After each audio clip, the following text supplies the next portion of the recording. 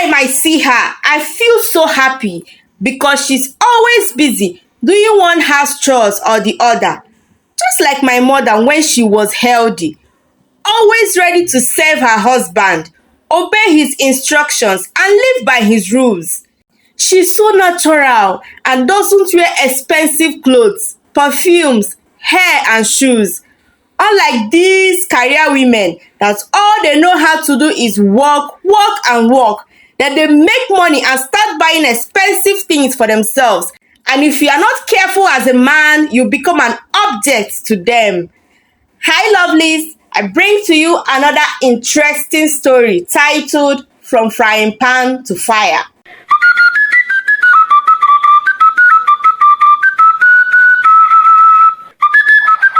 In the big city of Abuja lived a young graduate named Victor. Victor had just graduated from school with hopes of finding a good job. However, despite sending out numerous applications, he struggled to find work. Every week, he would dress up with his friend Dennis, and together they would walk around in the city of Abuja, moving from one company to another and dropping their application letters. But they never got any job. They also applied online, but nothing happened. They went to this company, and Dennis was so lucky and happy when he saw that his father's longtime friend was the owner of the company. It is a new company, so the man told him that he could only employ him and not his friend. Victor was heartbroken, but at the same time happy for his dear friend. After a long time of not getting a job, his confidence began to wane, and he started to feel like his dreams were slipping away. One day, while scrolling through his phone, he saw an advert and applied online for the job. The company sent him an interview invite. Victor didn't have any good clothes to wear for the interview, but Dennis came through for him. Dennis also gave him some money for transport that would be enough to get him to the venue and back home. After the interview, they told Victor to go home as they had taken the suitable person for the position. Victor almost cried as he sat in front of the company thinking of what to do with his life. He had so many thoughts in his mind. Maybe it's time for me to go and look for a menial job and start doing, because Dennis cannot feed me forever. As he sat there lost in thoughts, a lady came to him and asked what he was still doing there sitting alone since the interview was over. Victor wanted to talk, but tears rolled down his face. He shared his troubles. The lady introduced herself as Vivian. She was moved by his story. Do you know how to drive? She asked him. Yes, I can drive very well. Do you have a driver's license? No, ma, I don't have. I don't even have a car, but I can drive very well. Okay, let's see. I will talk to my boss on your behalf. He just sacked his driver, and I know he would be needing a replacement. And you know what? The salary is very okay because I know he pays up to 150,000. Victor was happy and shocked at the same time. No, young man. Don't be too happy. You don't have a job yet, but I will talk to my boss first. Thank you.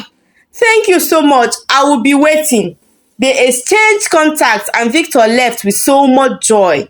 He has not been this happy in a very long time. Vivian's promise gave him hope, and he prayed that it would come to pass. 2 days later, Vivian called him and asked him to come to their office. After some questioning, her boss was impressed with Victor's determination and gave him a chance to prove himself. Victor was grateful for the opportunity and worked hard at his new job.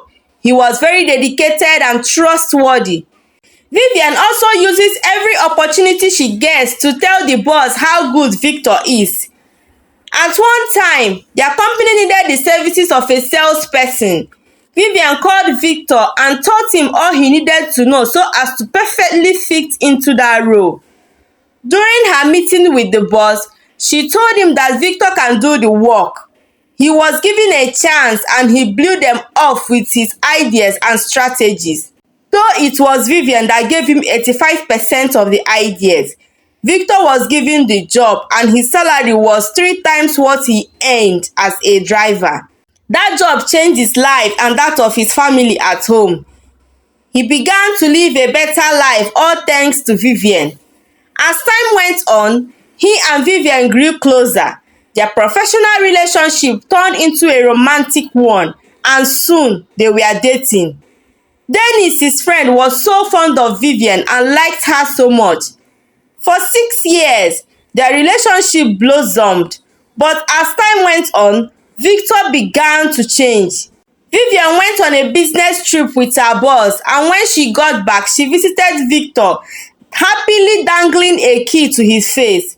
"Finally, baby, I have something to show for all my hard work and resilience." "What is this?" Victor asked. "Guess, just guess, baby." Okay. Let me tell you. Standing in front of you is the latest house owner in Abuja. Wow, Victor exclaimed without a smile on his face. "Vivian, you bought a house?" "Yes, dear, I did." Victor was cold. Vivian didn't see the excitement she expected. "Vivian, you have money to buy a house. When I am still struggling to save enough money to buy a car, what's my standard?" "Victor, like seriously? You are saving, and when your money is enough, you can buy your dream car. I've been saving to buy this house for close to 6 years. Now that my money is complete, I bought it. Moreover, there are less expensive cars in the market that you can comfortably acquire without breaking a bank. But you chose the expensive one, so I don't know why that should be my problem." Victor was not happy at all. "Vivian, you are doing too much. Oh. On top of that, you are doing extra. How can a woman buy a house when her fiancé is living in a rented apartment? You dream too high, and it is not healthy for a woman that has the intention of getting married someday." He started expressing dissatisfaction with Vivian's career ambitions. He wanted a traditional wife, someone who would stay at home, cook, clean, and take care of him and his kids, and always be ready to welcome his family whenever they come visiting. "Victor, you are joking, right? Vivian, you bought a car 2 months ago and gave your old car to your friend, just like that. That girl got such an expensive car on a platter." "Victor, what are you even saying? I asked you if you needed that car and you said no. That is an insult for you to drive a car I wanted to discard. Instead, you wanted me to give it to your brother. Give my car to your brother, someone I don't even know, someone that I've not even met, when I have a friend that treks to work daily and I know that car will be more useful to her. Vivian, my brother deserves that car because we will soon be getting married and you need to work hard to be in their good book if you want them to accept you as their daughter-in-law. Anyway, we are not yet married, and for now, I don't have any business with your family members. I do not owe them in any way. However, I never knew that for one to be accepted by her in-laws, I need to work hard for it," Vivian said as she angrily picked up the drinks and chicken she came with and left. Victor felt Vivian's career was getting in the way of their relationship. His problem was not just that he wanted a woman who would wash and clean. He was not happy that Vivian earns more than him. No, he doesn't know how much she earns. He knows she earns a lot. Severally, he has tried to know about her financial worth, but Vivian is not the type of lady that is easily carried away by love. He was also not comfortable with the way Vivian travels with her boss. They were at the bar drinking when he decided to confide in Dennis. He told Dennis about the lady in his compound that cooks and cleans at all times. "See, Dennis, I like that babe. That's the type of woman that I want. I see the way she cleans, does her laundry and that of her brother. Most of the time, I used to perceive the aroma of her food. 2 days ago, I was in my flat when she brought a plate of this goodness to me." Jesus Christ!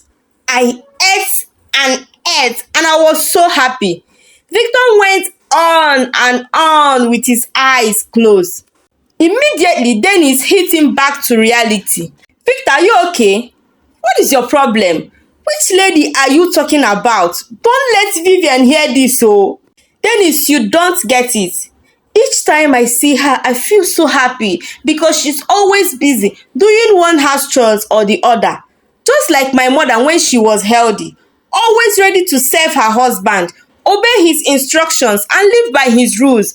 Her name is Doris, and I love everything about her. Her backside, is heavy. Her front side, is heavy. She's so natural and doesn't wear expensive clothes, perfumes, hair, and shoes. Unlike these career women that all they know how to do is work, work, and work. Then they make money and start buying expensive things for themselves. And if you're not careful as a man, you become an object to them. The one I call my woman bought a car worth 15 million naira. And as if that was not enough, she bought a house and had the guts to come to my house with drinks, telling me to celebrate with her. Can you even imagine the nonsense? Victor, are you sure you are okay? Dennis asked him. In this age and time, you are still looking for a woman who would cook and clean your mess.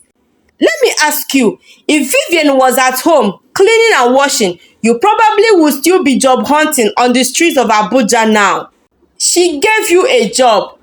Is it not after you started working there that you realized that she co-owns the company and not just an employee there? Then you started looking for a way to be a part of the ownership of the company because your babe is in charge.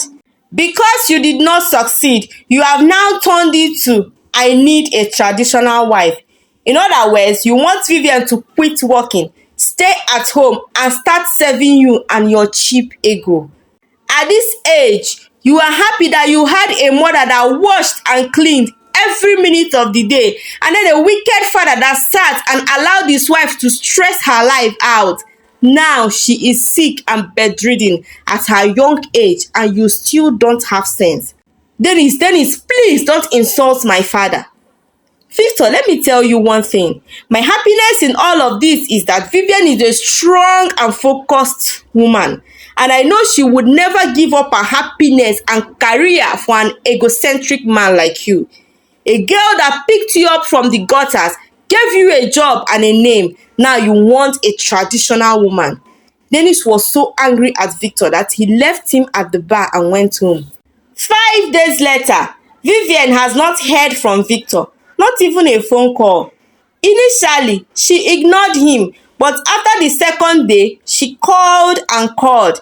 He never answered or returned any of her calls. She sent him messages and didn't get replies. The worst part is that they no longer work in the same company because they opened a new branch and Vivian moved on to that one as the manager. Victor also quarreled with her for accepting to move and head the new branch, but she was not ready to give in to his naggings. During the weekend, she decided to go and talk to him so they would settle things. But on getting to his house, she met Doris cooking inside the kitchen, half naked. Victor came out and had no apology for his actions. Instead, he used it to tell Vivian his mind. Madam, you see that lady inside that kitchen? That is a wife material, infinity yacht. She cleaned this whole flat, washed my clothes, ironed the ones I would take to work next week. She just came back from the market and is cooking already. That is the type of woman I want you to be.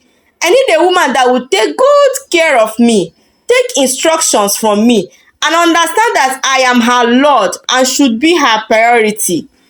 I'm not one that goes to work every day, always traveling from one country to another when I have not even moved out of Nigeria, buying houses and changing her car like she's changing clothes.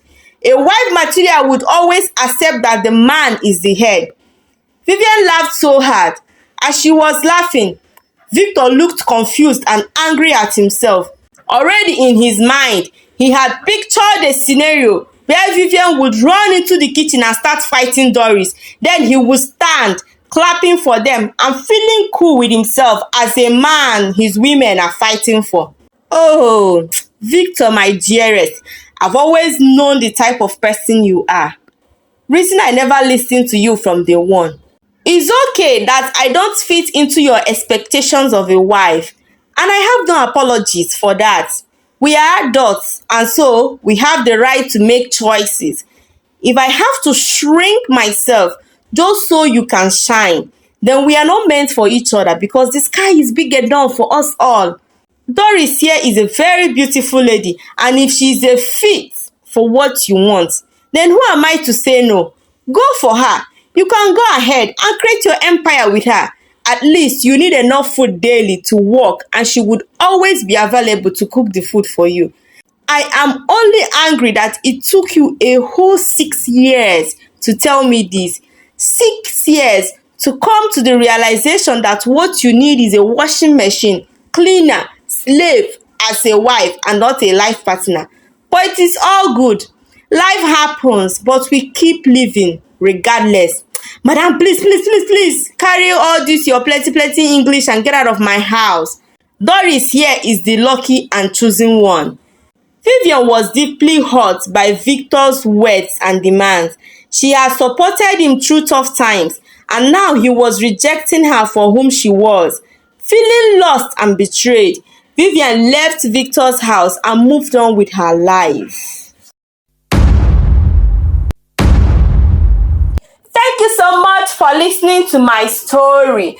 Do not forget to subscribe and turn on your notification bell for the part 2 of this interesting story. Bye bye.